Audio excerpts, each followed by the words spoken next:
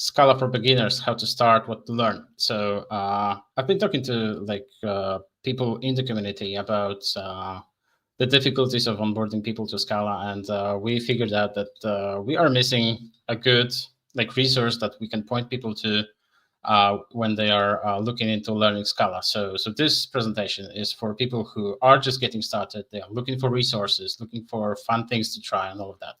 So I'm sure that some of you are here already knowing Scala a little bit, or maybe you are even more experienced. So before we move on, if you are such a person, experienced, who is just here out of curiosity, I think you can still find this presentation valuable by helping me improve it. So the slides will be available online afterwards, and if we can make this like an interactive, even more helpful resource, there are some contact details on this QR code. There is my website, there is Discord, there are other forms of contact. So please, if you have any feedback, I'll be happy to update the presentation and improve it with your feedback. So please scan the QR code, and if you haven't managed yet, then the contact details will also be shared. So yeah, sorry. So I guess we can move on.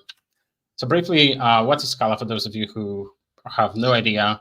So Scala is a programming language that provides reliability through type safety. I think one of the unique features of Scala is the strong type system.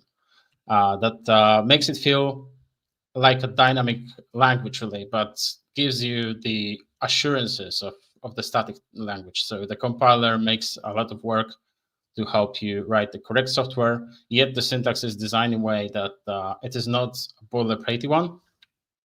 Scala runs on JVM mainly, but you can also compile Scala to run on JavaScript thanks to Scala.js compiler, and also native thanks to Scala Native. So it's multi-platform. It's rooted in the academia. It's been created by Martin Odersky. I'm saying that to distinguish Scala on the plane of popular programming languages, where most of them are driven by corporations, and this one is unique in a sense that it is being worked on mostly by people from academia, from EPFL. Why try Scala? It has many benefits. It provides you reliability through types. I think I mentioned that already. It is multi-platform. It has modern features. It has diverse ecosystem, from very hardcore functional programming libraries like Cats Effect, Zio, through object-oriented Play, through very imperative yet simple Python-like ecosystems that we're going to touch on a little bit in a moment. Scala provides career growth opportunities, and one of the questions that is being asked quite a lot recently is if Scala is still relevant. You might ask yourself a question if Scala is still used out there. This is a popular question, and I think in modern times, when you don't talk about something, it's probably gone missing. I did very brief research where I was looking for companies that are relatively well known, that have open Scala positions, or they are active in Scala open source space. And this is just the brief kind of scan I did on my last train ride. And this is a slide full of relatively well-known companies. This is just the tip of the iceberg. So yes, Scala is still Scala is still very live, and I think it's worth investing your time learning Scala. And by the way, those are the links to the proofs that the company is using that, either by linking them to GitHub projects or to job listings. So yeah, let's say you are convinced to try Scala, and I think the first thing you want to do when starting your path with Scala is to choose your IDE. And the choice is not obvious. There are at least two main choices that I want to touch on.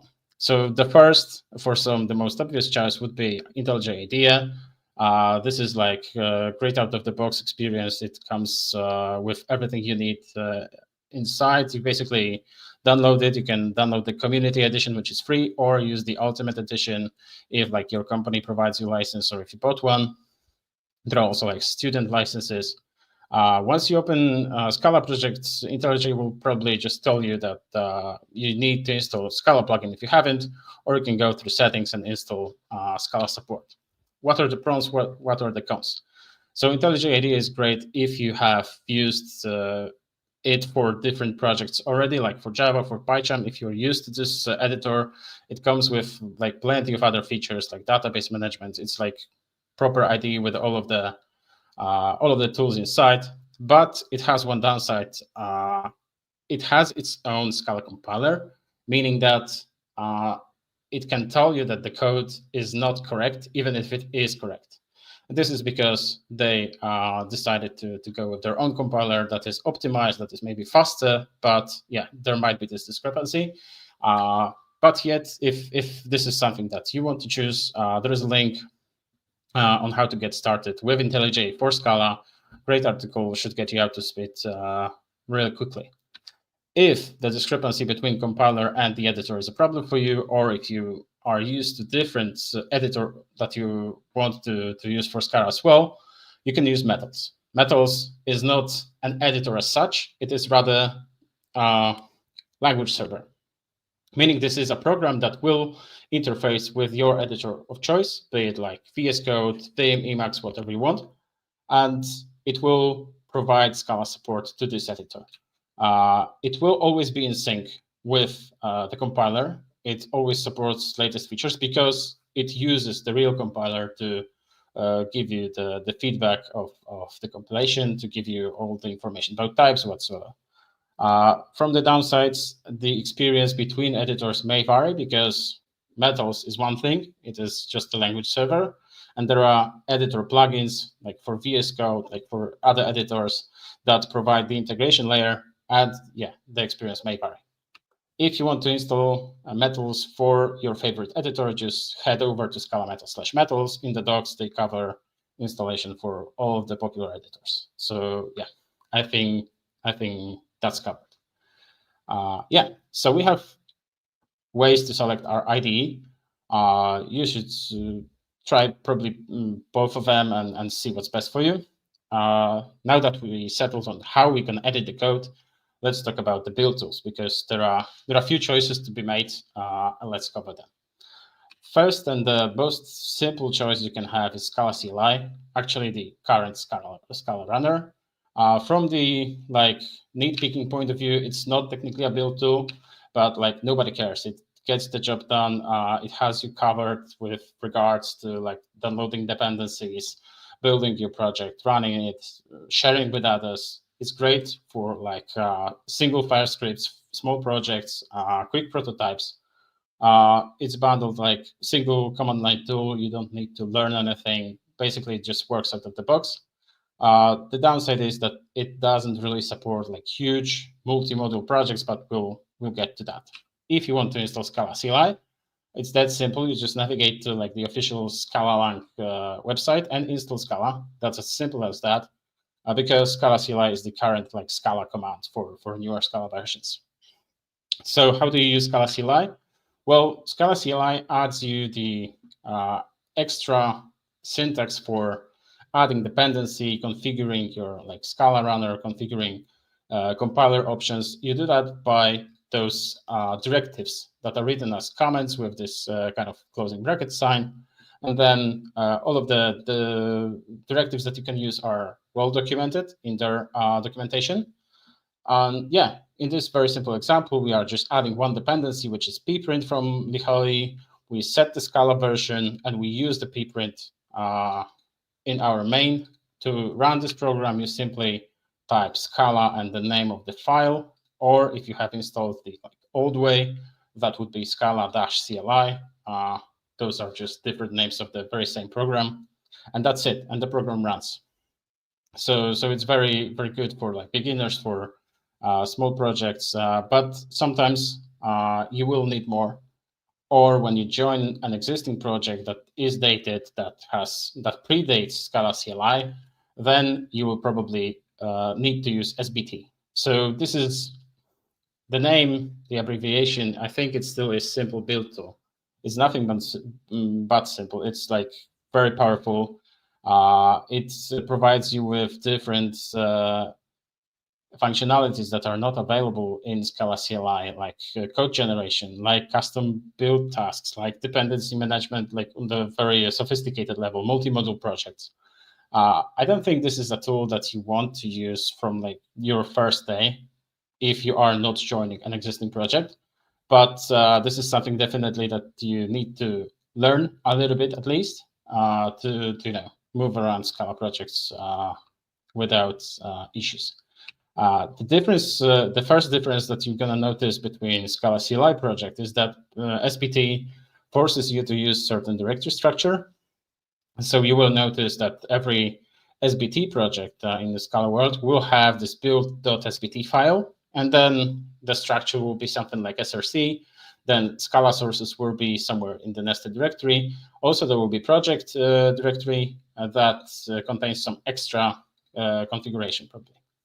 And if we were to create something very similar to what you saw on the slide with Scala CLI, so a project with like a single dependency and maybe set Scala version, this is how it would look like. So you will immediately notice that this is much longer, and it uses specific syntax, which is actually real Scala, but it heavily relies on an extra DSL that SBT provides. So you can see that we also set Scala version here, but you do that with the special assignment operator, and also you add library dependencies. In this case, we are adding cats effect and Scala test. This is just to showcase how it works. I wouldn't say that you need to learn all of the syntax for fair share of your beginner life with SBT projects. Copy and pasting, like doing the cargo culting, will be enough. But as you progress with Scala, it's definitely worth investing a little bit more time into understanding how SBT works. So when to use what?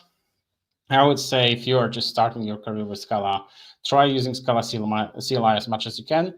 Do SBT when you find a project, you join a project that already uses that, and yeah, you'll be good to go. This section wouldn't be complete without mentioning Mill, which is another build tool from Michał as well. It's more similar to SBT than to Scala CLI. It has a different syntax. It is a multi-language build tool. It supports not only Scala, but also Java, Kotlin, Python. So if you're currently working with different language, you can try it with the language that you use already. And yeah, there is the link to the documentation. This presentation is only about giving you links, giving you references. We are not going into the very details of every aspect because it would last very, very long. But I think with those three, we have covered the landscape of the build tools, and we can move to the flavors of Scala. So in this part, we already have an idea how to choose our IDE. We know what we are working with in terms of build tools. Now it's about writing some Scala and going through some available frameworks and coding styles that we can choose for our projects. So the first thing I want to show you is Cask. For those of you who have worked with Python before, you might recognize a framework or a library that is called Flask. So Cask is basically Flask, but for Scala. It is created by Michał, who, by the way, provides many more libraries that have very uniform look and feel. It is very lightweight, and let's see how code written with Flask would look like. So Flask is a framework or a library, and Cask as well, for creating web applications. And we will create very simple web server.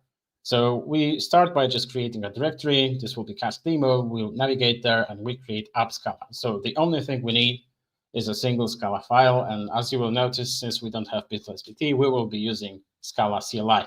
And this is how an example Cask application would look like. So first of all, we add the dependency. So here is the Cask. I have skipped some of the imports to just make the slide more clear. And you can see that the application is just like 15 lines of code, right? So you define your app. It needs to extend certain class that is provided by the framework. And then you define some methods that will handle the incoming HTTP request. So when you want to handle post requests, you just annotate cask.post and just say under which endpoint you want to work with. You can also do get. You can do all of the basic HTTP methods. You can see that there is also an option to pass parameters. So the look and feel, if you work with Flask, this is very simple, very similar. And to actually run the server, on the bottom, you can see there is a main method that executes the main method, not the one that you created, but the one that is provided by the framework. You only tell it to run app. On the bottom, you can see there is app, which is the name of the object that we have created. And that's it. If you want to try it out, you can start the application using Scala CLI, Scala app, as we showed on the previous slides. And testing the application would be like sending curl requests and stuff like that. So yeah, very simple, easy to get started. You have your first working web server in like 15 lines of code. And it's also easy to share that code, right? If you were to send it to someone for debugging, this file is enough. You don't need to copy over additional files because it covers everything from dependencies through the application code. So as I mentioned before, Howley provides like the whole development platform. There are many libraries that you can use. So there is Cask for the web server, but there are like things for testing, things for SQL, things for like OS libs, so working with operating system, JSON, all of that stuff. So there is a great article from the author of the development platform where he covers most of it and how it evolved over time. Good read if you want to learn more. But if you are looking for something batteries included, so you don't want to pick your own like libraries from here and there, looking for more like full stack experience, maybe you're coming from like more Java background, then Play Framework is something that you might want to try. So Play Framework is very different from what you saw before. It is like all in one. So it has its own build with built SBT that comes with its own plugins. It provides you with like HTTP server APIs, routing, all that stuff you can see on the slide. And let's quickly have a look how it differs from Cask in the simple web application. So the first difference that you're going to notice is that we need to use SBT to start a Play Framework project. This is because how it is wired and how it comes bundled. So you use SBT, you type SBT new, and this thing is the name of the template that SBT is going to use to create the project for you. You answer a bunch of questions, navigate to your project, and then you run it with SBT to see the results. Now, how does the code look like with SBT? It's different. It's different. You will notice that there is no directive at the top because the dependencies are already added in the build SBT file. And if you were to mimic somehow the behavior that we already saw, you will see that we need to define the controller, which extends some sort of base controller, and then add methods that will be handling HTTP requests. So there is a hello method. You will see that it is different. It is not as simple as before. It is actually defined as an action that takes in some information about the incoming request and then produces a response. This is very, very simple example, but we're not about like explaining how the framework works, just to show you the differences and the flavors of frameworks. So one of the other differences is that you don't tell in the source code what kind of method is HTTP method is being bound to this piece of logic, and that's because Play Framework comes with its own idea of binding, which is done through the configuration file. So in the conf/roots, you will have this configuration file that tells you that the method hello is being handled by our hello controller and the method. And then again, when you do SBT run and navigate to this site, you should see the results of your web server. So still simple. It comes with many things like included. You don't have to worry about how you handle JSON. It's all in the documentation. The documentation is very comprehensive, so I highly recommend to give it a try if this feels like something for you. But that's not it. I have one more example of like HTTP library this time for Scala. This time it's Tapir. Tapir is highly focused on the type system. So previously you saw something that is more Pythonic, you saw something that is more Java-ish, and Tapir, some might call it the most like Scala-like library. And let's see how it differs from the former. So here are some dependencies that you can use to make this example work. And here is the code that we are going to work with. You can see that it is longer, but I didn't want to bore you with the same example all over again. So we have a little bit more complex example. This time it's actually copied over from their documentation. So let's have a quick look. First, in Tapir, you define the endpoints. And the first difference that you're going to notice against Cask and Play Framework is that you define the endpoint, the root, as a type. Have a look at this one. So you have public endpoint that takes in as an input string. It has a unit type as an error, meaning that we don't expect any errors to happen. And we expect that this endpoint will return a list of books. And we define the endpoint by using the endpoints object. Then we claim that it is going to be serving GET requests. And there is the path that it's going to be served on. So there is books/list/ and here comes the filter. So whatever uses types, this will be provided as the input. And then we also claim that this will return a JSON body. So we also encode the information about what is the coding format. So we could use like XML, we could use plain text, we could use JSON. Now we only define the endpoint. Now we need to bind the logic somehow, and this is happening here. So we have books listing, which is the endpoint, and we provide the logic that will be handling those requests. And this is essentially just a function, right? So we take in the filter because this is what user specifies. It is delegated to this function in the library. It is actually here. We don't care about what's the method body here. So the very big pro of this approach is that everything is encoded in the type system, which means compiler can help you a lot, making sure that all of the endpoints are correct. You can also reuse parts of the endpoints. So you can like define the base endpoint for like books and then create all the other relevant endpoints as the derivatives of this value. And also what is very important is that you get like Swagger and all other instruments for free, because like the type system is aware of all the endpoint values. So this is very valuable. And the downside is that Tapir only gives you the layer of defining the endpoints, and now you need to bind it to some sort of HTTP server. That's pro and con at the same time, because for beginners, this is complicated. This is a lot of code that you don't necessarily need to understand for starters. For the experienced ones, it is a pro because you can switch HTTP servers on the go. If one is not maybe performing well enough, or if you have like found vulnerabilities, or maybe the license is not right, you can switch the underlying web server real quick. But this issue has been mitigated. So authors of Tapir have created Adopt Tapir software.com, which is a site that essentially is a wizard for creating your first Tapir project. So you select what kind of HTTP server you want to go for, what kind of effect system, if you want one or not, and all of the parameters, and it will generate all the boilerplate for you.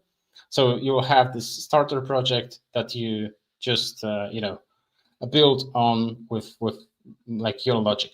So yeah, definitely recommend doing that. I didn't see any like equivalent of what Tapir does in other languages. So if you're looking for something new, then definitely give Tapir a try. Okay, enough of HTTP servers. I have plenty more examples for you, so let's get going.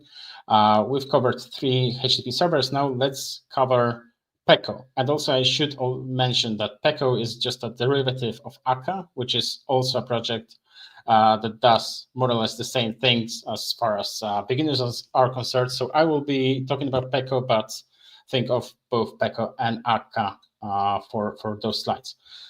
Both of those libraries provide you with means to create concurrent distributed systems with actor model. So if you come from like maybe Erlang background, you will know what the actors are. But for those of you who don't, let's design very quickly a simple system and implement it with Peko to kind of try to understand the idea. So we will build a very simple application that will have 3 components. First one is just the main class. And then on the right-hand side, you can see two actors. The first one, the name is not very clever. It's just like an actor. Actor, you can think of it as a thing, as an abstraction that runs on a thread. So when it needs to run, it will be given operating system thread. And this thing can have its own internal state and also an inbox. So think of a person that can be given a task only in like an asynchronous manner by handling them a message. So our actor will know a number. For starters, it will be 0, but it will be able of handling increment message. So whenever you send him a message, hand him over a message increment, it will update its internal state. So given you start with 0, when it receives increment, it will update its state into 1. And other thing that the actor will be able to do is to react on message get state. So we will tell him, okay, give your state to this kind of printer guy. And once it gets this kind of message, it will send the state to the printer. And printer only uses the consoles to print the message out. So this actor has a state and reacts on those two kind of messages, and this one only prints whatever it gets. So again, for Pecco and for Akka, you don't need SBT. You can use Scala CLI. The first thing we're going to go with is to define the messages that the actor can handle. So you will see that we are using Scala 3 syntax for enumerations. So we have two kinds of messages. It will be increment or get value. And then the actor definition goes like this. So actor only receives stuff. So we define the behavior of receiving message, and we like define what the actor can react to. It can react to message kind. So it only can get whatever is defined in this enum that we have this defined in the previous slide. And when it receives an increment, it will update itself with the new value. Once it gets get value, it will send the value to whomever he's supposed to send it. And then here's how you wire the application. Again, I don't want to go to the details of it, but Akka comes with this DSL for sending messages between actors. So you can send increments and get value to your counter, and then those will be printed out by the printer. So the huge advantage of this whole setup is that actors don't necessarily need to be on the same machine. So you can set up an Akka cluster or bigger setup where actors are being distributed across multiple machines. So this provides you with reliability. If one node dies, then the actors are automatically moved across the cluster. But yeah, I don't want to go to the details into how it works because it is complicated. Highly encourage you to go to the documentation and see how they implemented the distributed systems. I just wanted to give you a grasp that there is just another way of modeling the concurrency. And this is a whole new idea that I learned, for example, only through Scala. I didn't know about it before. I started with Play Framework, and Play Framework is built on top of those IDEs. So it also comes with the actor system as well. So I think it's worth trying it out. Okay, cool. Now let's go to some completely different framework. This one is to show you that Scala doesn't always run on JVM. It can also run on Scala.js runtime. So I want to show you Laminar, which is one of many Scala libraries for doing frontend. So TypeScript, for example. TypeScript is a language built on top of JavaScript, and it compiles to JavaScript, right? And then you can execute it in the browser. So Scala has its own compiler backend. It is called Scala.js, and you can compile Scala code similarly to TypeScript. You can create JavaScript code out of Scala. And Laminar is one of the frameworks written in Scala that allows you to build frontends. So let's, again, go through a very simple example. We will be creating a counter again. So this is how the frontend looks like. So we have a counter. We have a step like select box in which we can select like 1, 2, or 3. And then we have like a label. When we press plus, then the step is being added to the sum. If we press minus, then the step is being subtracted. So if I would press plus right now, I would have like 15. If I pressed minus, I would have 9. But if I change the step, the result will be adjusted. So I guess that's clear. Let's see how such application would look like. So for starters, this is like the first part of the view. You have the syntax to define things that model the HTML elements. So you can see that we have a div here. The div has a class, and it has this counter kind of sub element, which we are going to cover next. The counter is defined as this. I know this is a little bit more of a code. I don't want to go through the details, but you will notice that those div and p elements and button elements and select, they mimic the HTML structure of the document, whereas those signals and vars, they allow you to model the behavior.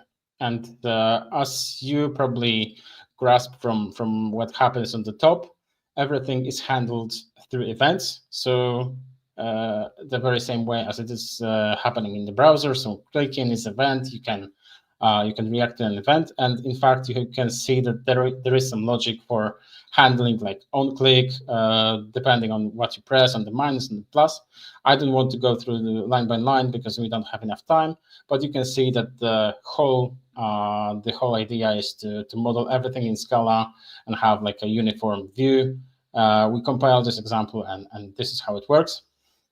There are plenty of great examples on Laminar's webpage, but Laminar is not the only framework to building frontends. There are plenty of other things you could try. If you're more into like Elm kind of experience, you can try Tyrian from Indigo Engine. You can also like try to use Slinky if you are more into like React kind of style. There is great introduction kind of small book by Lihai, Hands on Scala.js, which covers the inner workings of compiling Scala to JavaScript. It's like abstracted away from the frameworks. And also there is great talk by Daniel from last year's Scala conference, where he creates this web application that produces this nice graphics in the browser. So definitely there are some sources to get you started. This is not like an abandoned land. Okay, I think that was plenty already. And I wish to have more time to show you more, but this is just the beginning. This is just to give you a hint of what can be given a shot in the first place. But there are other popular like flavors or styles or frameworks. You have Spark for big data processing. You have functional streams with FS2, which is something you should definitely give a try to go into the functional programming world. Then you can give a try. You can try Katz Effect or Zio, which are effect systems. So this is like the proper functional programming with delegating the effect and modeling program separately from its execution. You can try Kio, which is a novel approach, kind of similar to what Katz Effect and Zio do, but with algebraic effects. There's Gears, there's Casual FP, there's Indigo for building games with Scala, there's Sons of Scala for creating music applications and working with music and signals, and a lot more. But I didn't have enough time to cover this. All of those are links. You can go there to their relevant like documentations, and yeah, choose whatever fits you, whatever suits you. Give it a try because there's plenty to choose from. Okay, so far so good. Let's recap where we are. So we went from the IDEs. We selected our own IDE. We learned about the build tools and about the frameworks and libraries and coding styles in Scala. At least we know some of the terms. We know some of these words, but learning them and understanding them properly requires you to learn Scala as a programming language, right? And there are plenty of ways to do so. You have courses, books, blogs, forums, meetups, conferences. So in this section, I want to go over all the available knowledge sources that you can try to improve your Scala knowledge. So let's get started with courses. And in this one I mean online courses mostly. So such presentation would not go in without Functional Programming in Scala by EPFL, co-authored by Martin Oderski. EPFL, it is a polytechnic in Lausanne, which is where the creator of Scala works, and which is also the university behind this course. It teaches you Scala from the simplest first steps, and it is very comprehensive. It is a specialization of like 5 courses. And if I were to like select a subset, I would definitely recommend going for the first 2 if you don't have enough time for the others, which are functional programming principles and program design. Then there are 3 more, parallel programming, big data, functional programming. I think they are all worth your attention, but if you're just getting started, if you don't have enough time, or maybe it's just overwhelming, then definitely go with those 2. This specialization is for free, and I haven't heard of one person who would not be satisfied with the contents of this specialization. Okay, so this is for learning Scala basics.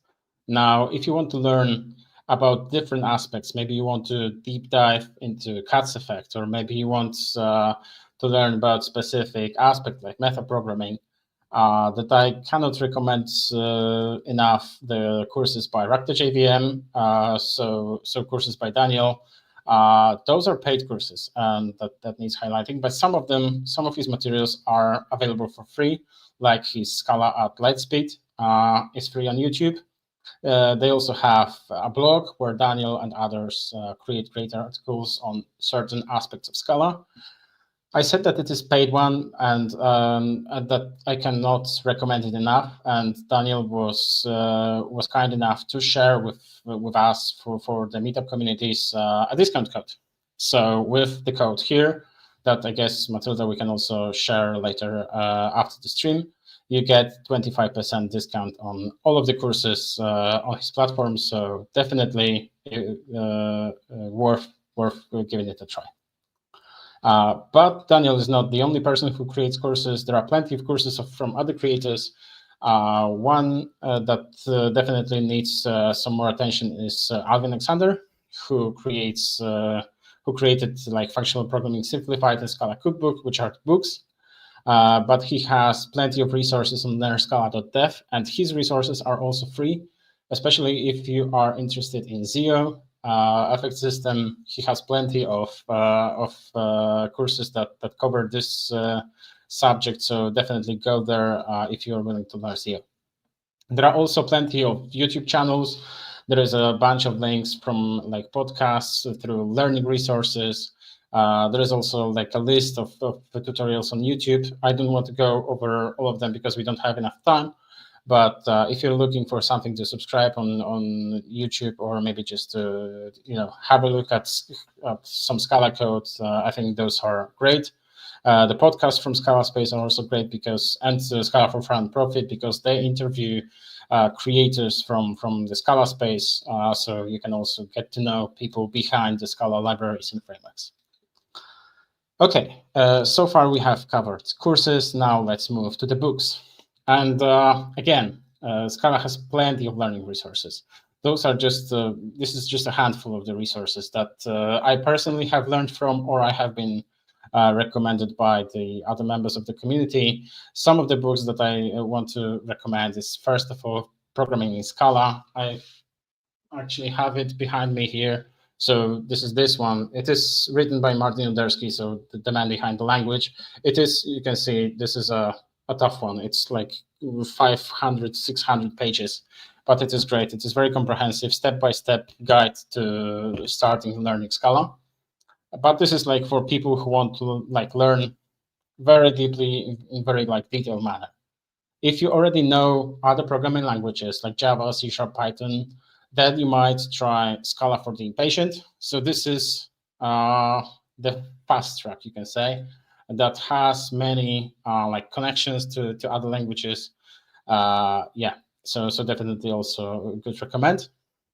The other one that I want to recommend, and again, this is something that's I also have, and I know the author. I know that he knows how to teach Scala. Is Grokking Functional Programming. So this book is not much about learning Scala as a language, but about learning principles of functional programming. So if you more or less know about Scala, but if you don't know about Scala, but about any other language, you're so good to go. This is a great introduction, gentle introduction into functional programming. Yeah, so that's this one. Then comes Functional Programming Strategies in Scala with Cats from Noel Welch. And this one is actually for free. This will teach you about functional programming with Cats library precisely.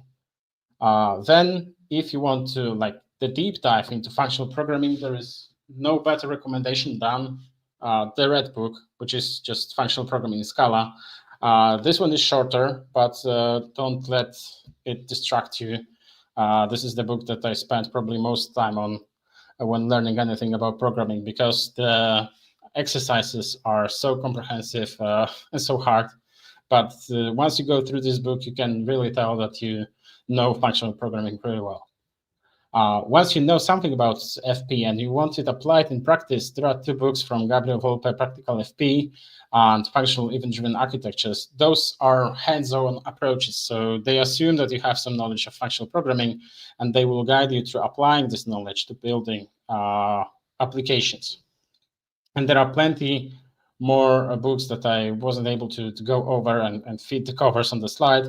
But here's a again, non-comprehensive list of books under those two links for you to check out later. Cool. We have the courses, we have the books, now the blogs.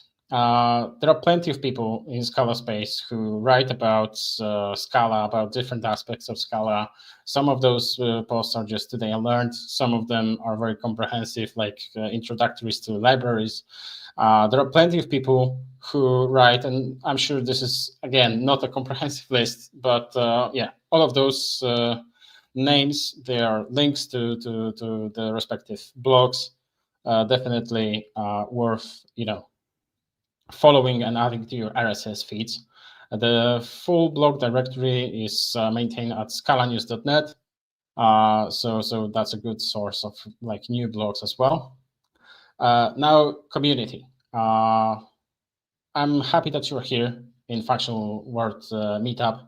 The communities revolve around both meetups and like online groups. On scalalang.org/community, you will find plenty of like forums, meetups that are happening, and I cannot stress enough how like joining the community is important, because you actually get to meet the people inside Scala, behind the libraries and frameworks and the tooling, and they're all great people. I've met many of them in person and even more of them online. They're very helpful if you get stuck with something, if something seems like counterintuitive, they're very, very keen to help you. There is just a handful of links that that I wanted to share, but the link before is more comprehensive one. There is Scala on Discord is definitely worth joining. Reddit Scala group is very active and definitely worth like looking at. There are discourses for users and contributors, and if you're from Poland, there is also Scala Poland Slack. Plenty of people from Polish community are there.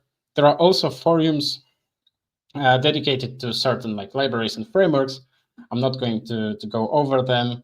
There are also plenty of meetups, not only this one, Functional World Online, but there are many of them in person. Again, highly recommend, go there, meet fellow Scala enthusiasts, create like your network of connections, learn what they do, what's the news in Scala, and so on. If you want to be up to date with the recent meetups and conferences, there is calendar by our hosts today, Scala, which is great source of the upcoming Scala events. So definitely also have a look, have an eye on this one.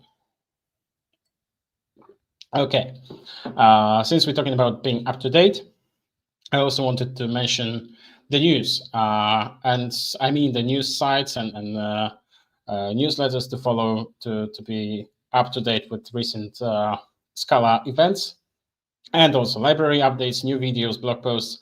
First thing to recommend is Scala Times by Software Mill. They have like a newsletter where you can sign in with your email address. They never send spam.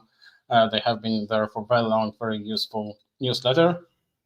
There is one from Petr Zapital, and it has been for similarly long as Scala Times, probably.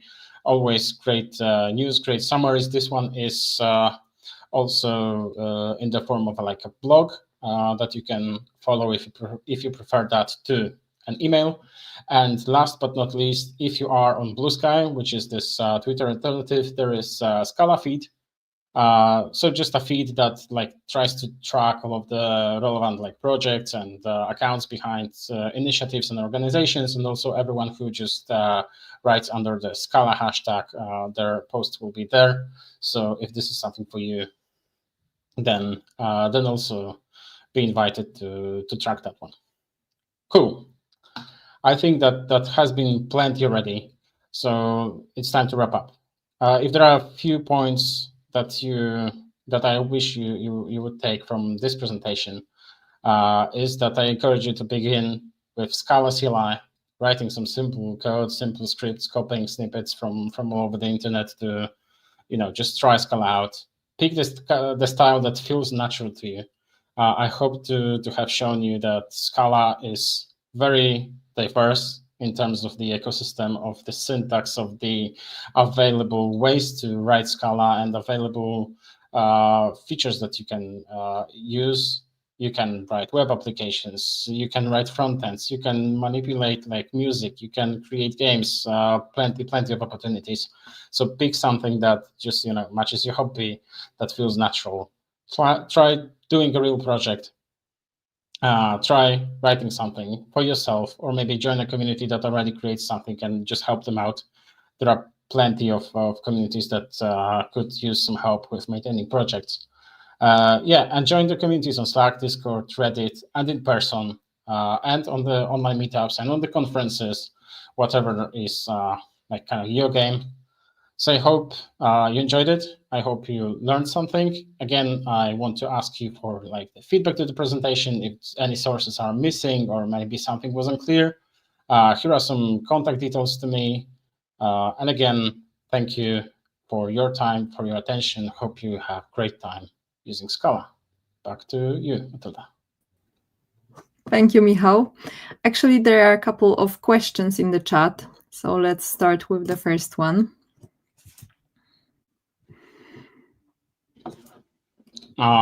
So the question is about Swagger and how it's built into Tapir. Is it good enough in practice or customizable? Yes, both of them.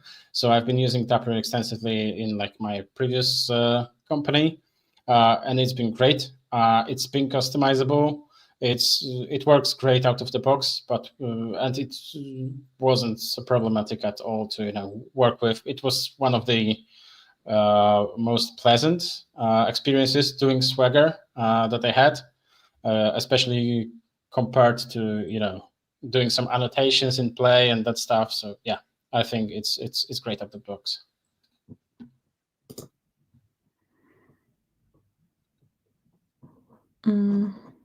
Okay, and the other one is like divided into a couple of pieces.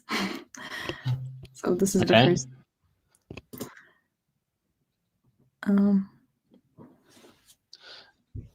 Okay, so this is about Scala 2 and how the resources are inconsistent. I mean, learning resources, right? I think for starters, Scala 2 and Scala 3 are not that different from each other. Sorry, I'm losing my voice slightly, but yeah, I think regardless where you start, whether it's Scala 2 or 3, learning either of them gives you good understanding of how Scala works. And if you want to learn like the differences between the languages, between the versions, but between the languages, because the language has evolved pretty significantly from 2 to 3. Rock.jvm has a great course about like what's new in Scala 3, I think is the name. I actually did that one, and it helped me greatly to understand the differences, like what is gone, what has changed. So yeah, I think once you have a grasp of the differences, then regardless of the resources you use, you just know if it's the old one or the new one. Hope that helps. But if you have like any like follow-up questions, just ask on Scala Discord, and I'm sure that there will be plenty of people who would like to help with that. And another one. Yeah. So what makes Scala equal scalable? That's a good one, and I don't think we can briefly answer that. So it is scalable. The idea behind calling Scala a scalable language, because this is the abbreviation, is that you should be able, and I think this holds, you should be able to create very simple, small scripts. That's those ones that I showed you on the slides, and you are able to scale your project up to like big workloads. And I think that holds as well, because as you saw on one of the beginning slides, there are huge companies that use Scala for their code bases. Most of the Twitter, now X, is written in Scala, and they have huge load. There are plenty of companies that use Scala for like big data. Yeah, so I think Scala is just a good option for both very small, simple script kind of programs and the big applications that have a lot of load. All right, and I think these are all the questions from the chat. Do you have any more questions? We can wait one more minute.